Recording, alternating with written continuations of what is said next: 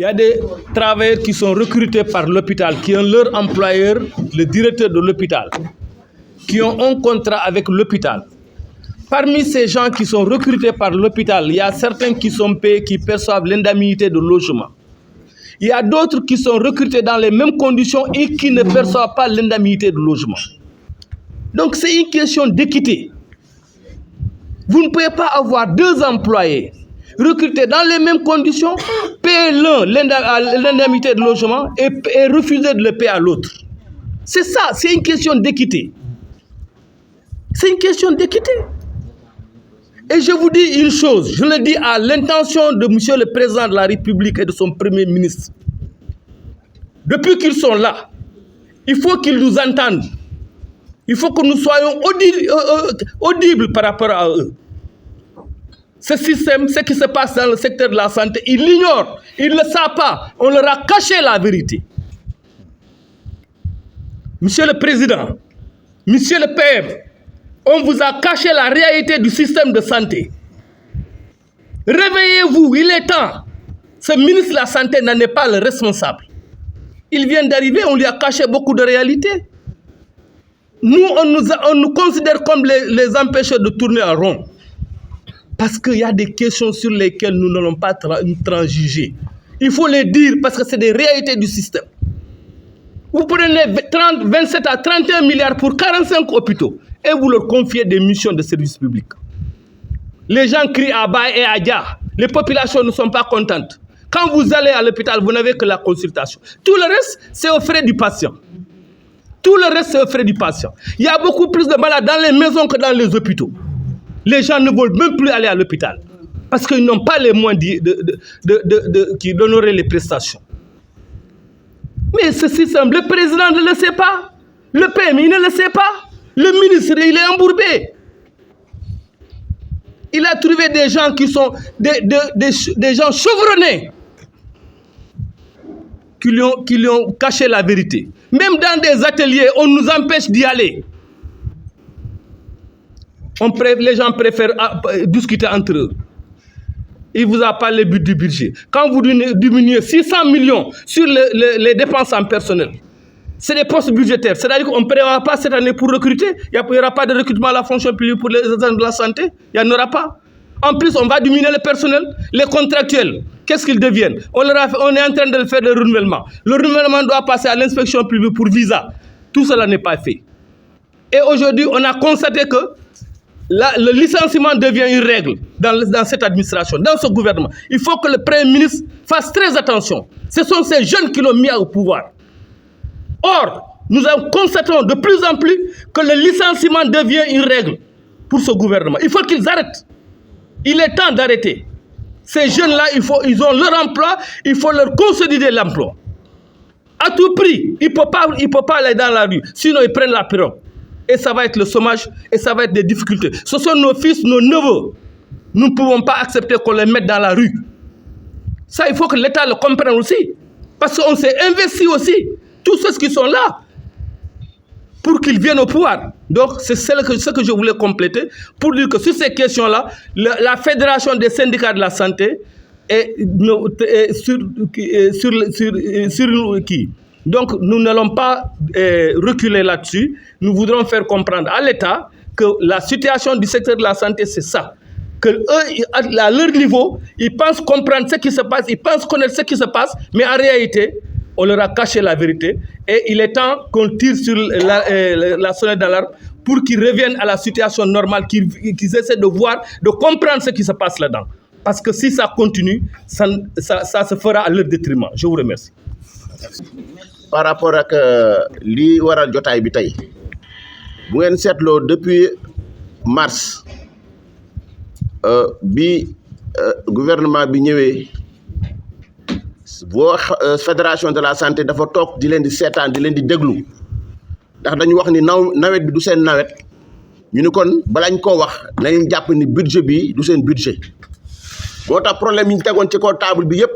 ñu tegandi ko ci suuf di xaar ñoom lan la ñuy andi te biñ ñëwee dañuy def benn changement bu am solo systémique buñ ko mënee tuddee noonu mooy looy dëppër ni ñuy togg añ bu ñuy wëlbati loolu la ñuy jàppee di jeqi loolu la ñuy jàppee changement systémique noonu lañ ko jàppee woon jàppoon ni ñii nii xëy na nañ leen jox temps ñu xool li ñu war a xool wax ak ñi ñu war a waxal pour mën a xam lan la ñuy def ci secteur santé su ngeen yàggee dégg nag ñu naan le secteur de la santé a toujours été le parent pauvre mooy secteur de la santé moo gën a nekk parent bi gën a néew doole ci wàllu administration parce que sensibilité bi ñuy liggéeyee moo ko waral parce que dina jafe lool docteur infirmier sage-femme tiim ku nekk ci jafe-jafe ngay xalaat ni kenn fayuma du ma ko laal ba tax na looloo topp secteur bi ba léegi nga xamante ni toujours ci ginnaaw lañ leen di bàyyi te li ñu tiital nag mooy gouvernement bii di doog a ñëw dafa mel ni ci tànk yooyu la nar a jaar parce que bu ñu xoolee ni mu considéré système santé dafa mel ni ci kaw rek la xool duggul ba ci biir moo tax bu ngeen xoolee bi ñu jotee projet budget 2025 ñu gis ni lépp lu aaju ci wàllu personnel bi dafa wàññeeku bu am doole ñu ne kon lii kat tiital nañu te jar nañu artu balaa ñoo atte moo tax ñu def conférence de presse bi pour alerter te responsabilité F2S yemul rek ci alerter képp kum yaakaar ne war na mën a waxtaan ak moom pour que ñii teg seen tànk wala ñu tourner xool fi nga xamante ne mooy secteur bi liggéey ci ba ca biir def nañ ko barka démb dem nañu assemblée nationale gis nañu ay député ñu ngi waajal waxtaan ak parce que foofu la ñuy voté loi yi il faut que ñu xam ni secteur de la santé daf di secteur bu am solo duñ dellusiwaat ci montant yi nga xamante ni Cheikh wax na leen ko léegi ci wàññi bi nga xamante ni moo ci nekk mais point yi ci gën a am solo ba tax ñu jàppoon ni xëy na dinañ am yaakaar ni bu ñu demee ci 2025 suñu problème dina régler octobre bii passé dañu waxtaan ak ministère de la santé cabinet ba ñu xamloo ni ñu wax dëgg yàlla accord yi ñu signé woon 2022 te maa ne insisté ci léegi muy indemnité de logement bi ak yeneen indemnité yoo xamante ni dañ ci noté xàjj ak seen te loolu lañ mënul comprendre ndax bu nekkee gouvernement boo ko hérité da ngay hérité li baax da ngay hérité li bon pour joyanti ko dañoo signé woon nag en 2022 gouvernement bi équipe bi dem ñu wax ni dinañ joxe ay indemnité ci secteur de la santé bu ñu waxtaanee ñu gis ni établissement public yi dañoo am lu ñuy wax seen cuggal bopp mooy ay autonomie la ñu yor ñu ni comme ñoom duñ ay fonctionnaire état dina leen dimbale pour ñu mën a fay ndàmpaay bi état fay ay doomam ñu waxtaanee ko ba mu toll ci 8 milliards ñu dégager 8 milliards yooyu yóbbu ministère de la santé mais lan moo waroon xool niñ ko war a jaarale ku ci war a fayeeku ak nañ ko war a defee waaye defuñ ko dañ ñu déedéet amuñu kayit bu ñu may pour ñu def loolu ba tax ñu jël xaalis boobu delloowaat ko mu indi discrimination mooy xàjj ak seen ñaari nit yu bokk même école bokk même formation bokk même liggéey di liggéey ngeen ni kii fay naa ko indemnité kële fayuma la donte sa xaalis ma nga fa dinañ xaar ñoom ñu ni kon ci waxtaan boobu ñu defoon mois d'octobre que waxtaan nañu ba jàpp ni bu ñu jotee 8 milliards yooyu dinañ mën a seet nuñ ko mën a séddalee ba képp koo xamante ni li nga war a jot nga ko jàmm ni ñooy mais sunu njàqare dafa yokk bi ñu gisee projet de budget bi ñu gis ni non seulement bàyyiwuñu woon charge bi fi mu yem mais dañ ko wàññi ko doon xaar xëy na gis ñu yokk 8 milliards ngeen ay la yewankat comme li ñu doon xalaat dugal nañ ko xëy na dinañ ko fay parce que budget tamit noonu la loo prévoirul ci budget mënoo ko fay donc bu nekkee prévoiruñ ko non seulement prévoiruñ ko mais ñu wàññi ko suñu njàqare dafay gën a yokk day gën a yokk parce que duñ xam ndax prime boobu kon kañ lañ koy fayati yàllaa xam dina gën a yokk ndaxte xëy na dañ ñiy liggéey ci wàllu kër docteur dootuñu avancé dina gën a yokk parce que dañ daan xëy na dootuñu recruter ay nit pour kër docteur parce que loolu yëpp dafay dugg ci charge personnel bu nekkee charge personnel dafa wàññeeku ay la yëwan dina indi njàqare bu rëy ci ñi nga xamante ni ñoo fi nekkal travailleurs yi di xeex seen àq ak seen yelleef te maanaam wax na ko léegi ni mu ngi interpeller président ak premier ministre interpellation boobu lu koy gën a dëgëral mooy fi ñu leen njëkk a xamee ñoom ci xeex ci àq ak yelleefu liggéeykat yi lañ leen xamee muy ay syndicaliste ba lépp lu ñu am xëy na ci seen corps ñoom dañ ko xeex kon ñoom war nañu xam dayoo liggéeykat nu mu toll rawatina liggéeykatu kër docteur moo tax ñu jàpp ni discrimination bi tant que réglé wuñ ko secteur bi du dox te gis nga plan d'action bi leen Cheikh liiral léegi point de presse bi mu ngi ci assemblée générale mu ngi si mais décrété nañu ñaari fanu grève le 2 ak le 3 janvier pour wax ni lii duñ ko bàyyi mu dem comme ni année yi passé ñeenti fan nga génn ñaari weer ñetti weer nga génn dañ ñu loolu dafa doy nañ ko régler benn yoon nit ñi dem liggéeyi parce que nit ñi dañoo feebar soxla ku leen taxaw moo tax ñu ni plan d'action bi dañ ko jàllale léegi nit ñi comprendre ko xam ba fa nga xamante ni foofu lañ jëm pour dañ wax ni ki ngay xeexal wala ki ngay jànkonteel balaa ngeen di dem li ngay xeex ak li ngay def teg ko ci kaw table bi te suñ préavis ñu ngi ko déposé woon depuis octobre bi nga xamante ni bu loolu weesoo muy wàllu ndàmpaay yi ñu ñëw ci recrutement bi parce que bu ngeen xoolee Cheikh wax na ko léegi ci wàllu fonctionnaire ñi ci toll ñi ci nekk diñ toll ak wàllu kër docteur ñuy la 44 ñooy liggéey kër docteur 44000 ñooy liggéey kër docteur te 44000 yooyu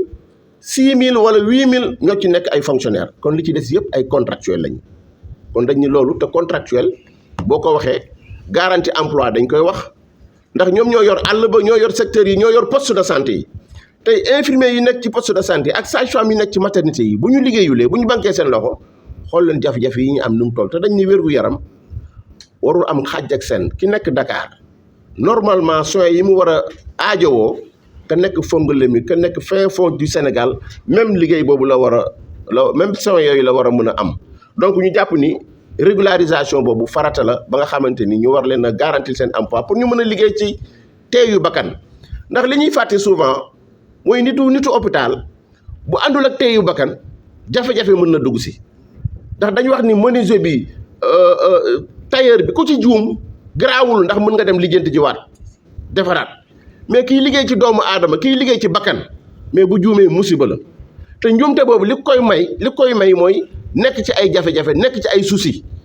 coupé nañu sama courant aw ma fu ma dëkk mooy première indemnité de logement kan moo amul droit am dëkkuwaay tey sama location dina ma génne loolu mënoo ko booleeg liggéey ak xel mu tey moo tax ñu jàpp sax ni buñ génnee ci war nañu waxaat ak gouvernement bi ñu xool statut spécial bu ñu war a utal waa kër docteur parce que liggéey ci bakkan du ay caaxaan buñ jógee ci loolu ñu wax ni comme ni ko Cheikh waxee dañoo nekk ci kuréel Afrique AOS boo xamante ni dañoo évoluer te Sénégal fii la ñëpp doon jànge ñu dem ba gis ni infirmier yi dañu leen bàyyi woon BFM ñu yóbbu leen léegi bac+3 muy niveau licence technicien supérieur yi nga xamante ni ñoo nekkoon B1 doon former infirmier yi ñu yóbbu leen bac+5 léegi nag biñ ko defee ba lépp jàll ñu war leen a reclasser ci seen hiérarchie yu bees mais boobu ba léegi mënuñoo fexe ba loolu antu dañ ni donc lii buñ koy wax pour gouvernement bi ni ko maanaam waxee léegi xëy na xamul la ca biir yëpp nu mu demee mais ay la yëwoon jot nañu toog ak partenaires yi toog ak syndicalistes yi nga xamante ni fanweeri at ñaar fukki at ak juróom léeg-léeg ñeent fukki at